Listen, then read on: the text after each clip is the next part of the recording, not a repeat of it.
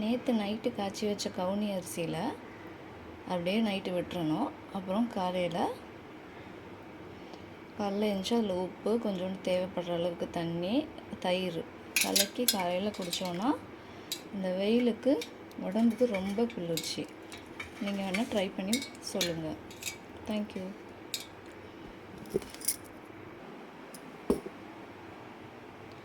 இந்த கஞ்சியை நீங்கள் வாரத்துக்கு 2 தடவை எடுத்துட்டிங்கன்னா இதில் வந்து பிளட் கேன்சரை தடுக்கிறதுக்கான ப்ராப்பர்ட்டி இருக்குதுன்னு நிறைய சயின்டிஸ்ட் வந்து ப்ரூஃப் பண்ணியிருக்காங்க.